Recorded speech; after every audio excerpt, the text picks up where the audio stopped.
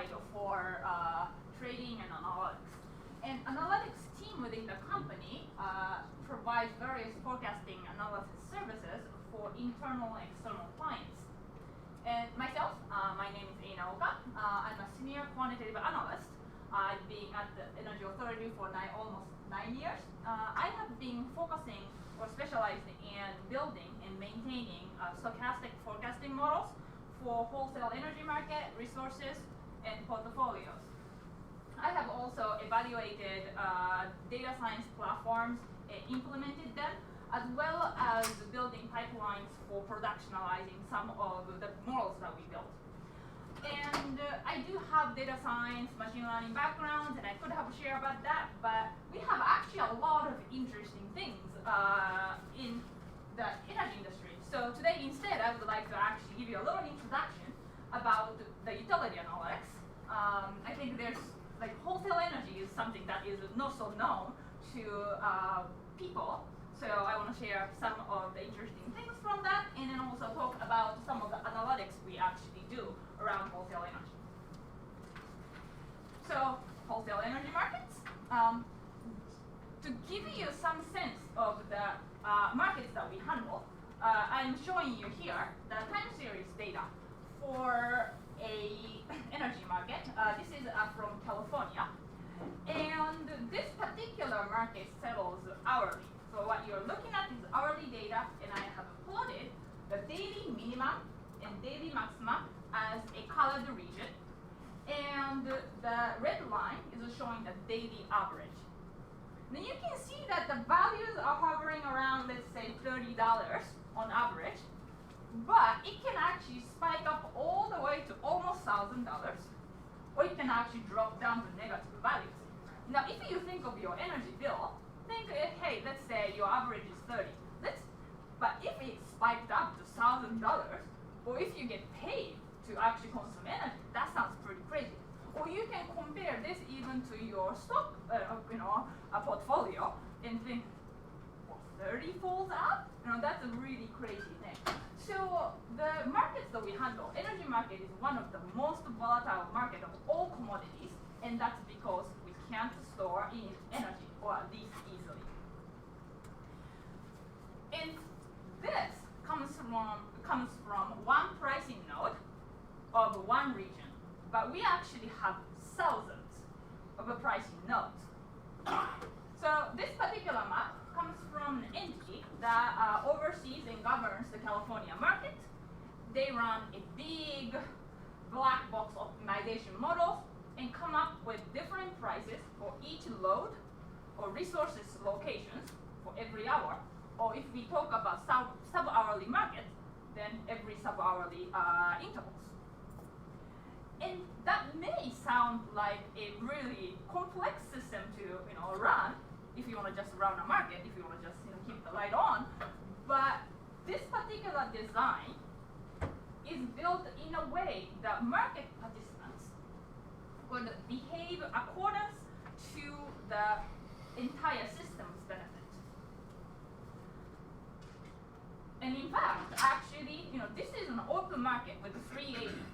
And we want to make sure the light is on, but not only that, you get reliability and so on. In order to run a system, it actually needs to accomplish a lot of things. And that gives me tons of market. So here, what we have is the timeline and commodities. And what we were seeing until previous slide was a day-ahead market where we would trade energy for tomorrow. But when you put the switch on, somebody has to ramp up the generation up, and we have to keep it in balance every few seconds.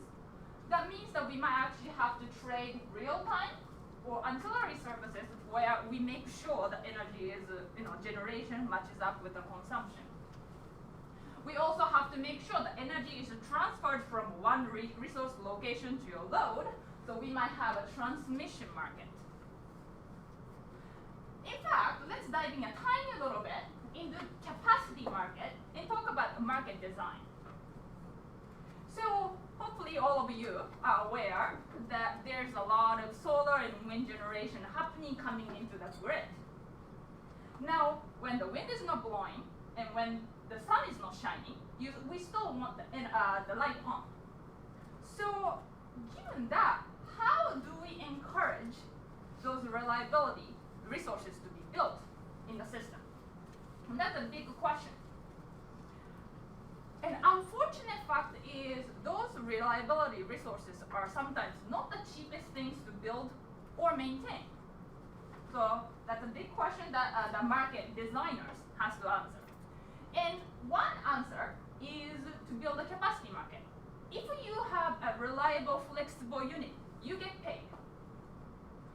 So you can build such a market, right? Again, everyone is a free agent. You need an economic incentive to behave in a way that it benefits system. That's what we're trying to do. But I would say there's one more interesting solution to this, and to make the core prices spike really high. So you've already seen the time series prices that we saw spike really high. Well, if you go to the Texas aircraft market, it can spike up to not only $1,000, but up to $9,000. And it happens all the time. And they do that actually on purpose, so that flexible, reliable resources actually have economic incentive, times to make up their economy, and actually comes in and build those things. So in the United States, we have actually many different markets. And each of the market actually have different market designs and different solutions. And thus, actually, for people like us who do analysis, keeps it actually entertaining because we have to come up with analytics all around these things. So with that, let's move on to the utility analytics. So the market itself is pretty complicated, I would say. And in order to navigate that market, we have to start with analyzing the market. Sometimes we do data mining, sometimes we do statistics, sometimes we do a simple machine learning models in order to get insights. We might want to find a driver for particular price behaviors and so on. Once we have insights, we want to forecast it. So we might want to forecast the power prices, we might want to forecast your load in different granularities, and we may want to also forecast the solar and wind generations, and so on.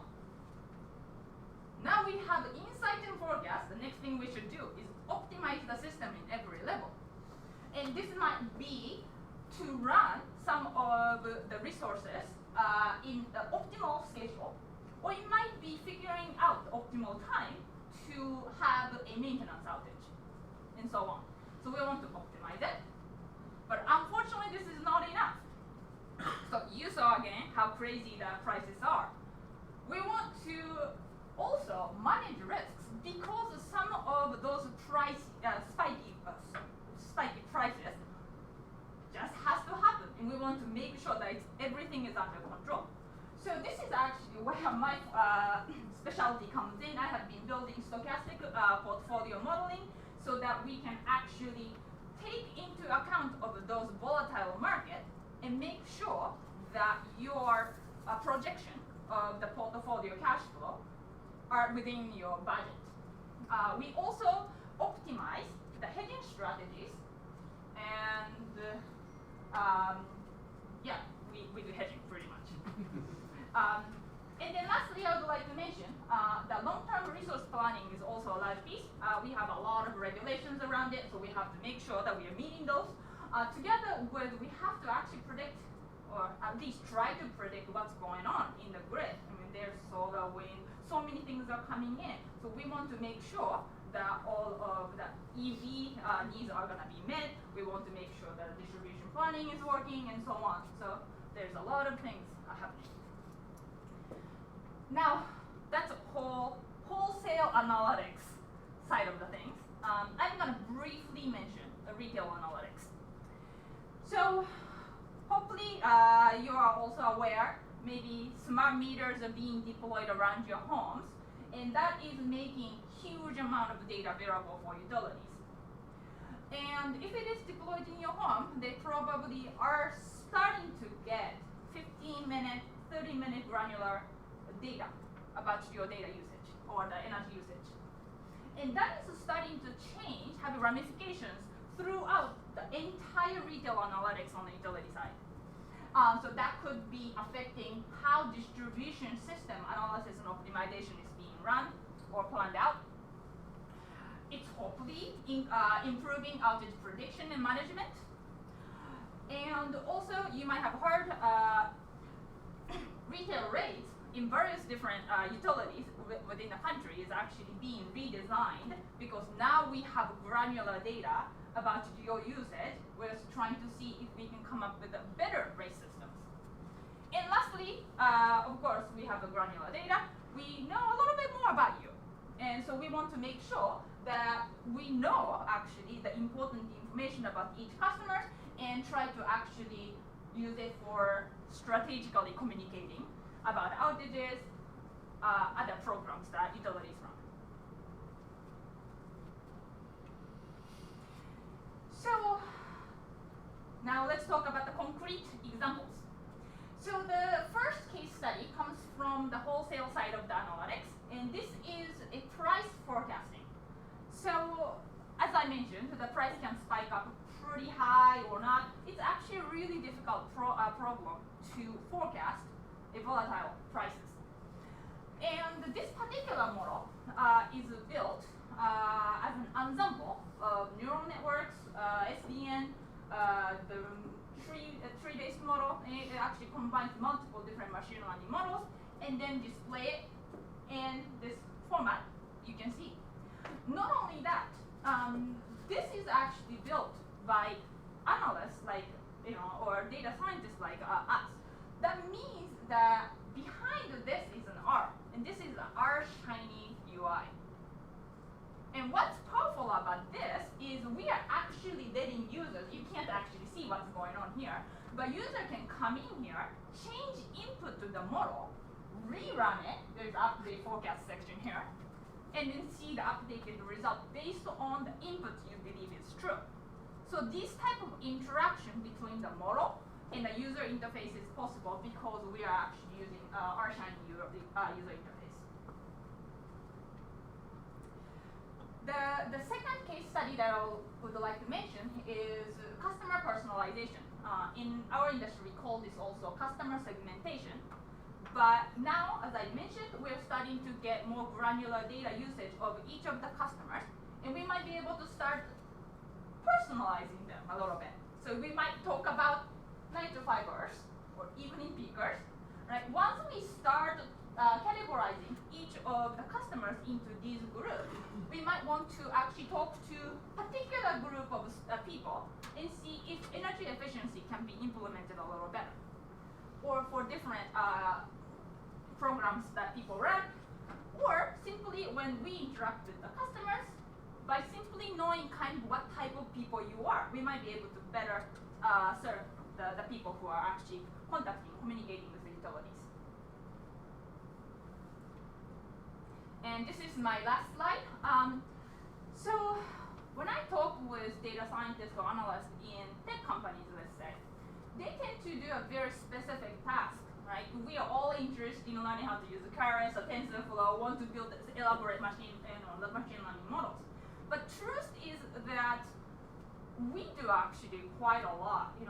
Small group of analysts, data scientists within a small company, we actually have to do quite a lot from, of course, building models, but we have to often deploy all the way in a format that makes sense to the end user. So we do deliver, CSVs, just the data. We sometimes create a R Markdown report and give it to them. But often what we have to actually end up doing is productionizing, make it into something that runs regularly as a scheduled task. Or we might have to actually make a shiny UI, make it run, make even the model available for people to actually run on the fly, and then maintain it. So what I actually have learned, and one thing I want to share is that I've learned actually quite a lot of software engineering by doing data science. So that's what I got.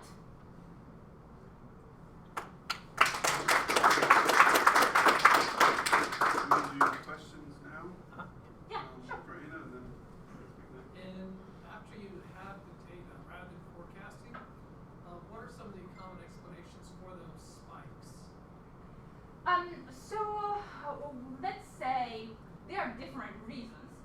So one of the things that happened in our region in Pacific Northwest last year was pipeline simply exploded. And then everything just pretty much went up. But even without that, things can happen. So for example, you may have a cold snap, and the next day, we forecast something today for tomorrow. But tomorrow happens, and it was even colder than you expected. At that point, some resource has to come on, which wasn't expecting to come on. So those type of discrepancy between the forecast could also spike up. But largely it's climate driven. Again, a crazy event like a pipe explosion can also make things crazy too. So to build on that, to what extent do you add external data like weather forecast into your model? Absolutely. Yeah, so the weather is the largest driver, but we actually try to bring in as much insight as possible and let them, in many ways, machine learning model more select the features on its own and then build it. But yeah, we actually bring in many different, and not only just one weather. The weather itself can have actually multiple layers of different features that we can bring in. Outage information is another large thing, I think. What? Outage information. So if certain resources are having a maintenance outages, we want to actually have those information because if something goes into maintenance outage, we know that the capacity is constrained in the regions. How do you verify your forecast routes as actual? Do you verify and use how much deviation the forecast has with the actual? Absolutely, yeah. So the point forecasting is relatively easy to verify, quantify what the error measures are. If we can just simply use MSE, we can use any maybe is another measure that we often use. But one of the difficulty that I've been having is I build stochastic forecasting. So in the case of point forecasting, calculating that difference accuracy measure is actually relatively straightforward. But how to calculate the multivariate stochastic forecasting, that's actually something I've been working on quite a bit.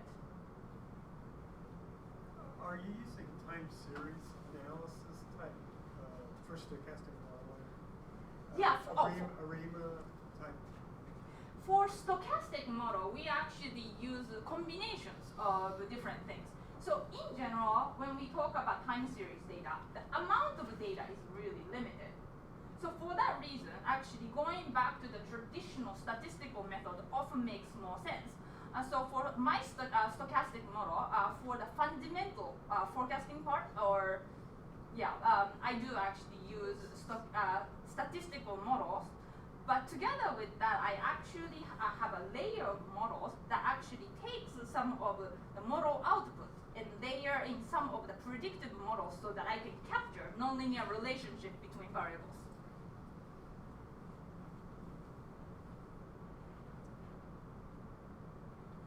Anything else?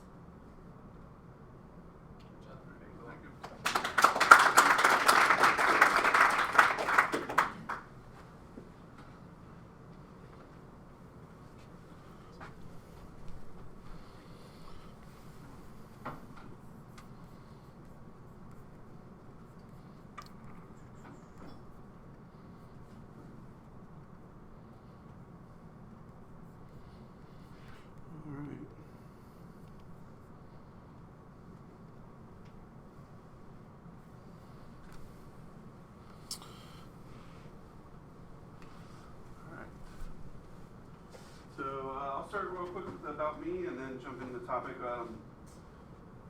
This particular presentation I put together, Bill leads our group, and we've been working with this with your all's team for a little bit now. When we asked to present, Bill said, why don't you do an overview of what our data architecture looks like. So I know there's probably a lot of data scientists in here, probably with it being a data science after dark. Are there any data engineers in the room at all? One right here. So this topic's going to be about thinking about what are you not thinking about with your data and how much time it takes to maybe get into that. So it's going to start with that and then just jump into the architecture that we're implementing in the cloud to overcome those things and what that looks like. So as you're implementing these for your company, maybe there's some of the pieces of, if you're going with Azure, maybe there's some of the tool sets that you guys will use and give you an idea of what we're doing. It's always nice to know what other teams are using to confirm, that you're making the right choices and that it is being used everywhere. So a little bit about me. I've been an IT data professional for 20 years, primarily from the Microsoft side, so SQL, Azure, SharePoint, unfortunately back in the day, Microsoft BI. Currently senior data analyst with TEA. Enjoy speaking at user groups and webinars. I'm a youth sports coach / squirrel herder. My son's 7, so they're still the rugrats that run around a lot, and it's a lot of mostly just keeping them within the lines more than coaching. And then I reside in Jacksonville, Florida. And then most importantly, diehard Packers fan. Hopefully next year we'll see the Kansas City Chiefs fans around here in the Super Bowl. I'm going to break this up in 2 pieces, so data challenges and Azure architecture. And again, this is a high-level overview, so because I'm covering such a broad spectrum, I'm not going very deep on one piece. So feel free to interrupt me if you have a specific question. This is more of a feedback type presentation than it is me going through specific demos. So definitely feel free to interrupt me and ask questions, and I'll try and pause and ask questions as well. So data challenges, are you taking your data seriously enough? So is data acquisition, integration, cleansing a significant enough portion of your project plans? So I think you hear it all the time that the data is hard, and did you, it's a big piece of any data science project is getting the data right. What I see a lot of times though is you start a data science project, you grab a snapshot of data, right? You pull it in, you start running your algorithms on that subset of data to try and get things to work. What we miss then in the project planning phase of it is, well, how do you get that to integrate and run on a pipeline then and on a schedule? How do you automate that after the fact? How do you handle things, we'll talk about here in a second, with the data changing and bad data coming in and things like that in an automated fashion. The second question I would have is, do you have a data engineer on your team, or does your team work closely with one? So are you just getting data in from a data engineering team that you don't really have much feedback loop into, or do you have a data engineer on your team? If you don't, I would question if you're really taking this part of the project seriously enough. I know these are long projects too, right? That data science projects tend to be long, and so you don't want to get down to the very end and then realize you can't automate what you put in. You want to be talking to data engineers and have these things figured out as you're going through your project plan. So some of the common data challenges I'm talking about is, you think it'd be very easy, but the first one is, where do we find the data? If you guys, who here is in like a larger corporation over 500,000 people? A lot of smaller groups.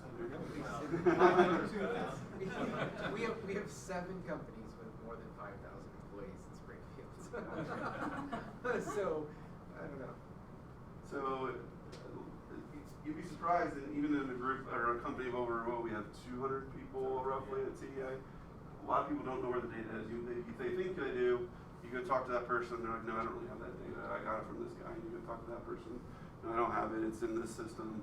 Oh, you can't have access to that system, by the way, right? So, I mean, that's just the most simple one, is where do you find the data and how do you overcome that? Next, how do we handle late arriving or duplicate data? So again, if you take a snapshot of the data, you don't have to worry about this, right? But once you start wanting to automate your algorithms, how do you handle as the data is not coming in time for you to be able to run that right away? So how do you delay what you run and how quickly, near real time you can get the data? How do you handle duplicate data when it comes in ugly? How do we handle missing or inaccurate data? So your snapshot's pretty clean, or somebody cleaned it up for you and then handed it to you, and then after the fact they were like, oh, by the way, I cleaned that for you. When you go get it yourself, none of that's going to be there, and how are you going to handle that? How can we ensure that our data pipelines are self-healing? So this is another big one, is you're building a pipeline and you're trying to automate it. What happens if, when you're pulling data from one spot to the other, it fails halfway through? Can you just rerun that job? Or is someone now going to have to interact and drop tables and delete files and move things back just so you can rerun what you started to run? How do we find changed data in our source? So again, in the snapshot scenario, you're not really thinking about this. You only really want to pull data that you haven't pulled before. We don't want to have to, it's fairly easy to drop a table and then reload to build an entire source table back in. But how do we, as we get into large data sets, like what my team works on is AMI data, the big data sets that Ian's talking about. You don't want to do that every night. I don't want to pull in 200 million rows every night, so I want to find what's changed. And then how do we maximize performance of that? That's always a consideration. And then also for us, how are you configuring these things to be reproducible and easy maintain going forward. For us, we wanted to run for multiple clients, so how can we configure that? Is this confidential or proprietary? Someone asked, can I take a screenshot of that? Of this, yes. Yep. Awesome, thank you. It took out. It's a standard slide deck. Yeah. I know it is, but. Maybe your first board and you're supposed to be Mike's taking a picture of you. I saw that. Take it. No, pictures are confidential No, slide. but just in case we have to use it. When I talk about data, you basically elaborated several of the, a lot of conversations I've had, it's like, I like it. Yep. Thank you. So these are all the things we have to overcome, and I don't really have an answer specifically how to answer. I mean, this goes to the conversation we had earlier. There's a lot of work that goes into that ETL, right? So those are all things to consider in your frameworks as you go forward. But after the next piece is to show that the tool set that we're using to overcome them, again, the time frame we have, I can't go real deep on any of these things, but this would be the tool set we're using in Azure at architect level, the pieces that we're using. So anybody have any questions before I do that on this piece? Show of hands, does anybody have a data pipeline in production along these things yet? Please. So a few. I will say, and this is a piece that a lot of, I think if you're coming from the data science side, you can miss, because we get geeked up about our algorithms and wanting to figure that out, and that's a big, I mean, obviously that's an important piece of it, and so we could be careful not to lose sight of those. I think what we find is we see this in the company, across industries, people implement new platforms, whatever, or forward. Management tends to overlook the hidden costs that are right there that are very, that's why it's a snapshot. Like, there's a lot of hidden costs right there. Absolutely. There's a lot of process and governance that goes into play there in order to effectively do that. And if you don't do that, then you create some big messes. And to the layman, it looks like I copied data from here to there. Why is it taking so long? Why is it so expensive? Cool. So, with all those in mind, TA is set out to build a TA connected analytics platform. So, connected analytics is a team Ann and I work on with Bill and Abel. We focus on the AMI as advanced meter infrastructure, so the meters on the houses, the data that's flowing in from that. So you could think pretty close to IoT. Maybe you could argue that definition, but really IoT type data. So what we needed internally for our team was a data platform capable of these things. So we wanted to be able to incrementally process and store AMI data and the related data in an easily consumable format. So the most common related data is GIS data, so the actual geolocation data of the objects. We want to be able to analyze that data using applicable machine learning and AI tools in an automated way. So again, the automation, and then we'll be able to present those back to our clients in an automated fashion. So do the full life cycle and be able to give that back in 3 ways: individual reports into raw data and integration into the workflow processes. So that's the ultimate end of any data science pipeline would be for your results to get integrated back into the business and actually change somebody's decision-making process or some piece of machinery to make a decision. So some architecture decisions we accounted for as we made this architecture. Will we use hardware or cloud? I kind of described that. I used hardware or cloud as a different way to look at on-prem or cloud. So we're going to buy hardware and software internally, or we're going to look at cloud resources. Some of the considerations of that is IT resource availability. So in our scenario, we had limited IT resource availability available to our group, and we also needed a need to scale. So we wanted to start small, scale up. Cloud can be really good at that. Another thing to think about is current and future staff skill set. So if you have data engineers, what type of skill sets do they have? I think as an architect, you really need to consider that. What skill sets you have. I don't want to go implement something that causes my team to have to learn a whole new programming language. So are they using Python? Are they familiar with Hadoop and Spark? Or could they learn those skill sets? Are they coming from a Microsoft background? And have they used AWS or Azure already in your environment? And then for your data scientists, things like R, Python, MATLAB, Spark, which of those are they familiar with? Will the architecture handle any of those, or any or all of those things? And then another consideration is should we be utilizing low-code type software products, or are we comfortable doing a lot of scripting? And then in the data architecture, we had to consider, are we doing a data lake? Do we need to go full-blown data warehousing? Is that still a thing? Neither. We kind of went with a hybrid approach to that. So we went with, obviously by the title of it, you can tell we went with cloud, so cloud advantages. It allowed us to scale as we grow. We're building a serverless architecture, so everything we're using and everything you'll see in this architecture is platform as a service. Who's heard of platform as a service before? So platform as a service means you don't have to worry about the operating system. It's not software installed on the server that you maintain the server. They present the software to you and you use it. So we're doing serverless. It's also called PaaS, platform as a service.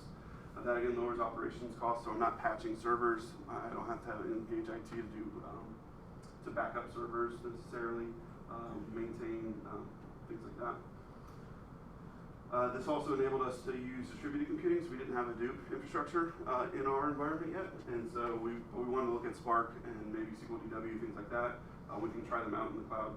And it positions us well to work with multiple clients and members, partners. So because it's in the cloud, we're trying to think of new ways to share data easier between ourselves without having to go down to our on-prem public domains. So we built a Microsoft Azure data architecture. It looks really similar to this. This is from Databricks website actually. So spoiler, we use Databricks, and it's kind of it shows a high level of their recommended architecture, and this is pretty much what we end up following. So these are the pieces that we use. So I'm going to run through this and then pause for questions. So we're building cloud modern data warehouses of the term you'll hear a lot of times out there. It's similar to data science, AI, machine learning. People use these terms for a variety of different things. We're using Azure Data Lake Storage Gen 2. So it's a low-cost storage within Azure. It's Active Directory integrated, and it also integrates with Databricks. Databricks we're using for low-maintenance Spark clusters. It allows the use of Scala, Python, or R, so you can run those three languages in the same notebook even, all together.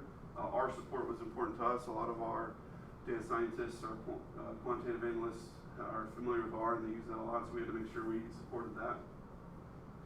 We're using Azure Data Factory version 2, so that's a low-code data orchestration platform as a service within Azure. So data orchestration, it moves data around for us. It also does some data transformations. We're using Azure SQL database as well, partly because we have a piece that's data warehouse-like to ETL the data and put it in a place that we can do some basic aggregation type reporting on it. So some of our services are aggregations of data, not necessarily machine learning models, so that's a good place for that. We also have a little bit of Azure Machine Learning Services, which is a software as a service actually from Microsoft to run models, and it will create a web service for you that you can then call. So it's a full productionalization of your model there without having to maintain the web services yourself. And then Power BI we're using, just so you guys just had a presentation, I think your last group meeting on Power BI, and we're leveraging that. And one big reason we're using that is if anybody's looking for technology to learn, all of our clients pretty much are either looking to buy it or have bought it. It has a really high market penetration right now. So any questions on that?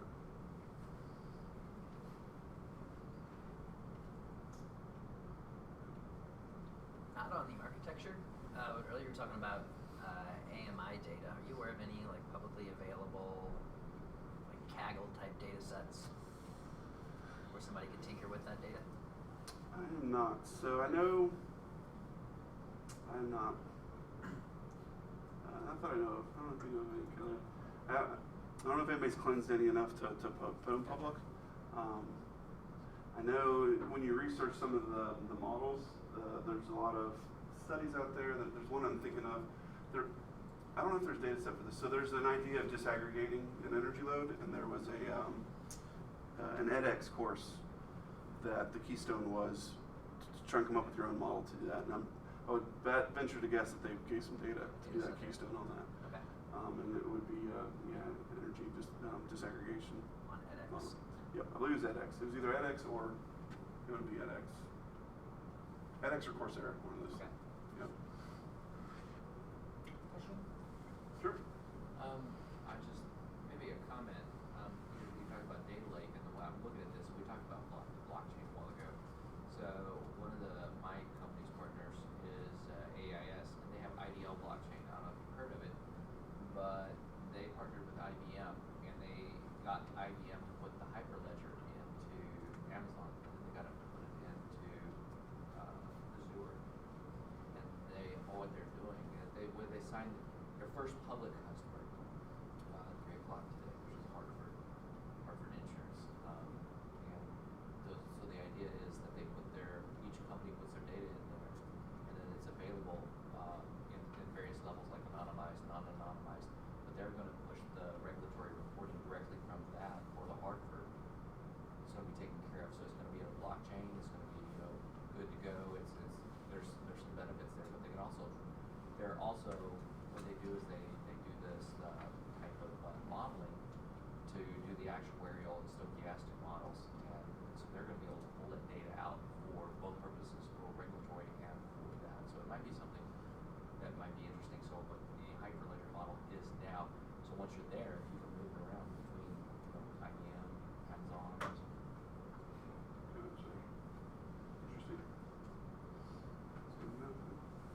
Yep. I had a question on Sure. the previous part of the presentation.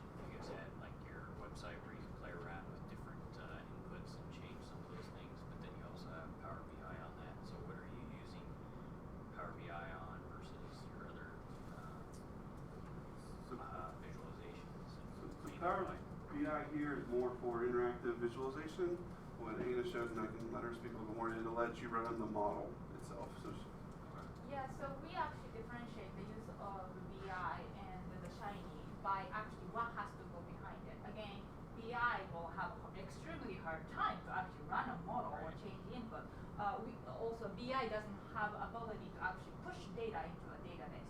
So we actually go to Shiny whenever BI can't, because Shiny with the R behind it has pretty much every flexibility you can think of. Is there any particular reasons why you went with the Microsoft Azure or the Amazon AWS? Yep, going back to our skill set. So we were already an Azure shop. So we already had the skill set with our IT. We had already had subscriptions and tenants set up. So it was a natural fit to go with that versus AWS.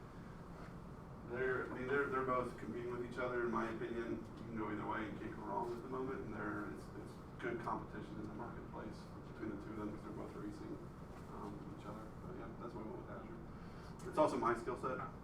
So again, sticking with skill sets, I stuck with my skill set as well. But I would say Power BI would be a good fit because look at a lot of companies, a lot of companies already have the Office 365, so just naturally. As far as cloud vendors go, I'd say it's my personal opinion again. It's either Azure or AWS. I would go with one of those two. I know some people are starting to dabble with Google, but I've heard it's at best Google is what Windows Phone was. They were late to the party. They were the third guy there, and they're not going to catch up to AWS and Amazon at this point. I know she didn't mention Oracle. They don't even deserve mention. You're talking about late to the party. Yeah. Late to the party. Yeah. And Oracle's not even a start. Any other questions? So what I have next is, so I can dig in on each of these pieces a little bit further. I just have a slide on each piece of why, a little bit more what it does, and then what we're using it for. And then I can show you, I can't show actual code for obvious reasons, but I can pull up the interfaces for Azure Data Factory and Databricks in case anybody's interested just to see the UI of that. Yeah, so I'll just continue. Show of hands, who is using Azure or has used Azure? I'd say to say use AWS more, but I wish I was using Azure more. Gotcha. So few. Cool. So I'll jump in. Feel free again to stop me if there's any questions on any piece of this. If there's a few using it, we are rolling this out now. So this is not something we've had out for 3 years. We're rolling this out now. So everything is pretty much the cutting edge of what they've offered out there. Everything in here is GA though. So it's all come out general availability. It's not in preview anymore. So Azure Data Lake Storage, we're using, it's Gen 2 version of that. So it's a new version. They had Gen 1 before. Gen 2 was recently GA released, I think, very end of last year. The reason we went with that is it allows for hierarchical data structures, so folders. The old version of blob storage, there was no hierarchy to it. So they did give you some folder look, but it really didn't split your data up that way. So if you made a modification, there's some performance issues, some performance gains, I should say, with Gen 2, because you can target folders and the way it handles data movement, things like that. And then Azure AD integrated security is a big piece of that too. We can secure folders in there based off Azure AD, which Azure AD is extremely high penetration in the marketplace because Office 365 comes with Azure AD. So I think it's got to be 90% penetration of Office 365 out there now. So what we use this for is just data storage. It's also inexpensive. So it's 2 cents per gigabyte per month to store data here in a hot storage. Azure Data Factory version 2 is what we're using for the data orchestration. It's low code, which is nice. If there's anybody used SSIS before or come from the Microsoft background. So if you use SSIS before, you'll be really familiar with Azure Data Factory version 2. A lot of those same concepts have come through, just the GUI and everything. The whole idea of control flow and a data flow are there now. They just recently came out with data flows within Data Factory. Sorry to interrupt. Sure. Is there a migration path from SIS to that, or is it a rewrite? It's a rewrite. So I used to consult, and the only I say that there is a migration path, but it's a lift and shift where you can run your SSIS packages in Azure Data Factory version 2. If you want to do that, it's a bit more expensive because you're paying for the compute a little bit more of the SSIS servers. To do the kind of native Azure Data Factory code set is a rewrite. The data flows to provide data transformations, those are GA recently, it was the end of last year. Again, those went GA. So we use this for our data pipelines, simple transformations, and also some scheduling, so you can schedule in there. What I was going to show real quick, just to put something on the screen, is those 2 products.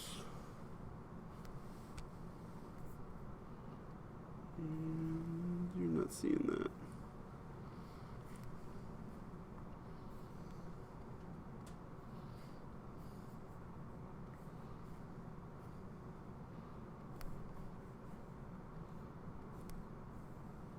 There we go. I'll do it over my shoulder. So this is Azure Storage Explorer. So this is the tool set you can use to connect to Azure Data Lake Store. So just to show you, this is a tool on your laptop or whatever client you have, but this data is stored up in the cloud. You have storage accounts out there, and if you click on those, you can see the hierarchical structure out here. So I have some data, some weather data. These folders can be each permissioned individually, and then the data sets are out here. One of the nice things about this is when you combine this with Spark or the data bricks tool set, you can do things like point those tools at a folder with a bunch of files in them that all have the same data format, and it'll aggregate them together and allow you to do things like filter data and stuff like that. Is there a naming convention that's important? Yeah, I mean, with any, For those tools to work? not for them to work necessarily, more for governance. Gotcha. Yeah, mostly for governance. They're pretty much wide open with what you can call it there, but yeah. And this one might be a little more difficult to do over my shoulder, but I'll give it a shot.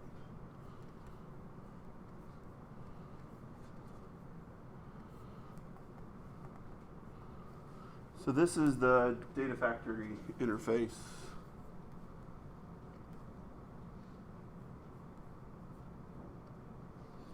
Let's see real quick if I can get this to duplicate.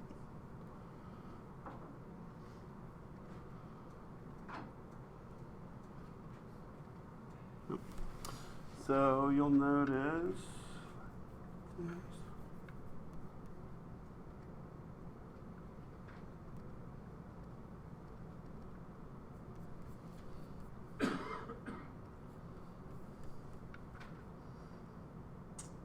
So we have pipelines and we have data flows. So the data flows are the new piece. And you notice they look a lot like SSIS, like I said, if you're coming from an SSIS background. The data flows in here, there's source and sink, which is more of a data lake concept. So we can set up a source, which would be some data files at my data lake. We can perform some transformations on it, like drive some columns, select just the columns I want to keep, and then sync it down into a database or another piece of my data lake or what have you. You can also do things like call Databricks pipelines here. So these are all the different services we have available. It's all drag and drop. That's the reason for showing this interface. It's all GUI driven, so it's very low code. There's just some functions and things like that for you to learn. But we can run Databricks notebooks here as well. HD Insight if you guys are using that, stuff like that. Any questions on that? Cool. Yep. So I'm not as familiar with the Databricks, but I am with the SSIS. So what's the Databricks what do they do different? Yeah, so Databricks does a lot of the same things. What two pieces. Let me pull up the Databricks interface real fast.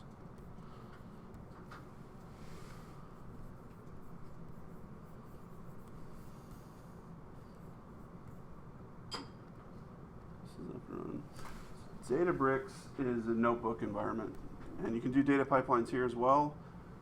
Data Factory, actually, those data flows that are shown there is writing Databricks code for you behind the scenes and running it on Databricks is what it's actually doing. So they accomplish the same things as far as data pipelines go. But what we can also do here is it gives data scientists a place to use the data and run their algorithms. So there's, what are some of the kits in R? You can take advantage of your data science toolkits there. I can't think of them. What are the Python? Scikit-learn. Yep, Scikit-learn, and then those are all available and built into Databricks. So they've built a lot of that stuff in here for you, so you can take advantage of those.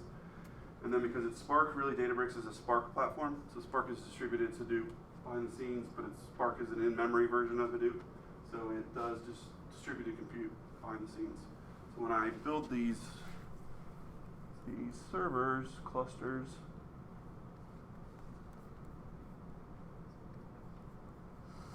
on this one, I'm just running one worker node, but you can spin this up as high as many of the worker nodes as you need to, and it'll distribute, if you use the Spark functions, it'll distribute the workload across all those workers, and then gather the data back and save it out. So you can handle big data loads with this. So is it kind of like script tasks, SSIS, only kind of on steroids? Yeah, in a way, yeah. It's, the nice thing with Databricks as a company is they're a company that is taking on the administration and maintenance of Spark for you.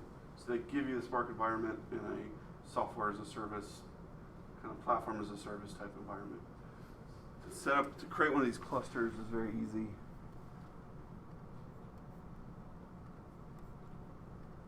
You really just tell it what version you want to run, how big of a server you want to run. You pay for the compute on Azure, and you say start it up, and it'll spin up that whole cluster environment for you. So I don't have to go install Spark and manage just the cluster farm.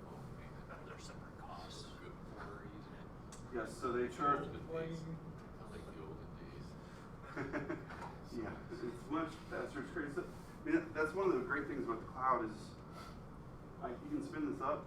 They only charge you while it's on. They charge you per hour for it, and then if it fails or you don't like it, just tear the thing down and get rid of it. Right. So there's no upfront capital expenditure whatsoever.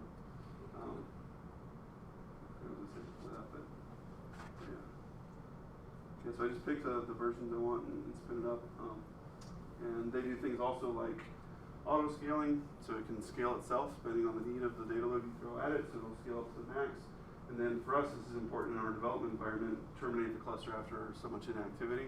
Because what pricing that you pay for the Azure compute time, is the real expense here, and then Databricks adds a adder on top of that. So they call it a Databricks DBU, a Databricks unit. So per core, they add a certain amount of money for the amount of hours that it's on. Is how what the pricing model looks like. And that's the same as serverless. You just, if I understand it right, you're just paying for processing. Exactly. It's not doing anything. You're not charging anything. Yep. Whereas in some of the other deployment methods, you're paying. Yeah, if it's on, you're paying for it in pretty much AWS. Exactly, but not serverless. Serverless. Even in virtual, you can turn off the virtuals. In Azure, you have to be careful you turn them off in the correct way. So if you just go into a server, shut down.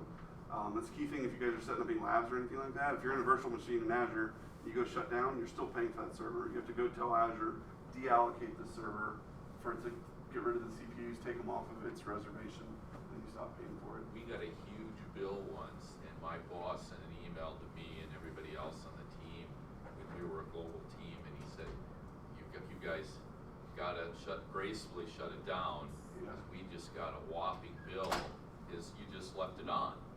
Yeah. You thought I'll get back to it in an hour, and then you wouldn't, and it would just be on for days and days, and we got that first bill, and that was a shock. Yeah. It's the same thing with Amazon.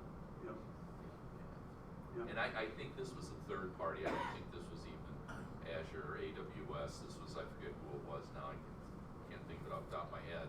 But it was same concept. It was not serverless. It was VMs, and we just left it running. Didn't think, well, we're not actually using it right now, but it's running. It's Yep. taking up some resource, and we just got a humongous bill.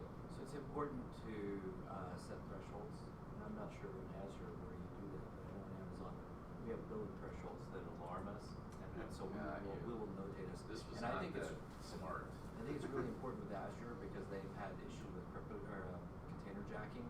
So companies getting in there and they get into your container, they get into their container, and because they don't have the container sandbox properly, they can jump from container to container across companies, and they'll jack your.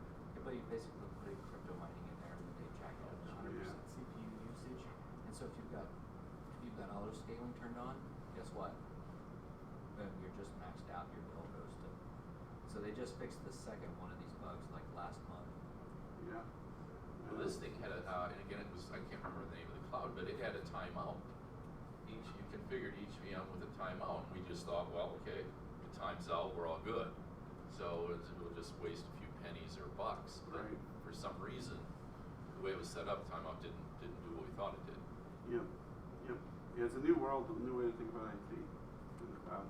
Because in that scenario, like even on this, if we ran something that just did just enough work every hour, it would keep this cluster on in perpetuity until somebody stops that. Nobody goes and checks that. I went to a conference at Microsoft. It's interesting.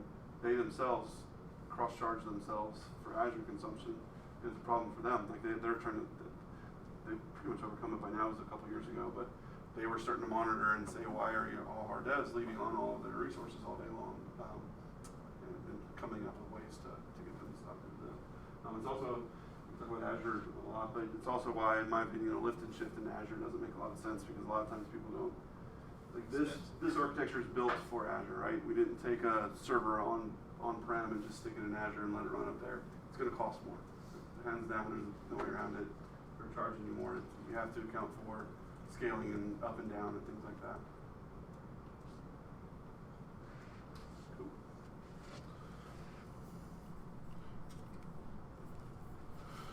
I'm going to get out of the demos. Databricks and Azure only? No, Databricks is AWS or Azure. So they are a third party actually, but they're a first party service within both of those services. Meaning Databricks is their own company, but they've worked out deals with AWS and Microsoft where so in Azure's case, I use this in the Azure portal, I pay Microsoft, they pay Databricks. I'm not paying Databricks directly. Does this give you the ability then to switch between the two? Like is Databricks function as sort of an abstraction there where you could hop between cloud providers? In a way, possibly, because you can dump the notebooks out and then import them. So no direct way, but you'd have to somehow move the data. yeah, and then the data itself too, which even on Azure Databricks, there's connectors to AWS S3 storage. So so you can still And that's going to be a multi-cloud platform scenario is going to be one that pretty much every vendor is going to have to solve. And they're doing there. So, yeah. We're also using SQL database. Probably most people are familiar with SQL. Azure SQL Database is a full-featured SQL engine, platform as a service, also called database as a service. I don't have to install SQL, I don't have to patch SQL. I don't necessarily have to back it up. It backs itself up for 30 days at a time, and I can do a point-in-time restore to any point within those 30 days. Most people want to save data longer than 30 days, so you do have to implement that yourself. But all that's built in to Azure SQL. We're using it for reporting platforms, so we're putting the data there and putting Power BI on top of that for a structured place for Power BI to pull data. And then we're using it for some of our ETL processing for now. But to your question actually earlier about SSIS, Databricks could take over some of that code too, because we can use Spark SQL in Databricks. So Spark SQL is the idea of putting a SQL language on top of flat files, so I can create a virtual table within Databricks out of a directory of CSVs and then run SQL queries over the top of those CSV files. Databricks, I think we covered. We're using it for modeling and data pipeline processing. It also gives a central compute layer within the cloud. So we were developing everything on our machines in our workstations, but we needed all of our data is going up to the cloud. We needed a place to run the compute there, even in development. So that gives us a place to do that.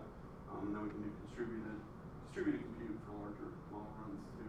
We've already seen that cut down time on some of our models pretty dramatically. And some more cloud talk here. So built-in high availability with Azure, it maintains 3 copies for pretty much every service. Local redundancy is taken care of with 3 copies within the data center in case that's for like hard drive failures. They're handling all that for you. Built-in backups on SQL. And then Azure SQL, we also get like things like transparent encryption built in, and some performance advisor. If you're not great with SQL performance tuning, they'll actually read your database for you and give you recommendations for indexing and things like that. So building those type of things into a lot of their services. Really, it's interesting to see what AWS and Microsoft are doing. They're kind of becoming a utility and trying to sell compute. That's what they want to do. They want to sell storage. More so, they want to sell compute. They now own gigantic data centers with compute capacity. They want to sell you that compute. That's their business model now. So they just want to get ways for you to use their compute. That's why they're giving away a lot of this stuff, building all these features in. That's really what I had. This is my last slide. It shows our data flow of where our data is going. So we're pulling in these data sets into Azure Data Lake. We're using Azure Data Factory to flow things around. There's one arrow missing where we are pulling data straight from the data lake into Databricks over there too. But I like to show this slide, especially when it shows executives, because I demo a nice pretty Power BI report here. So they see that and like, oh, you guys are using Power BI. Awesome, that thing does a lot of stuff. Like, no, that's just this one little corner, and then all this stuff with the people that do those pieces are really what's building this thing behind the scenes. Any questions?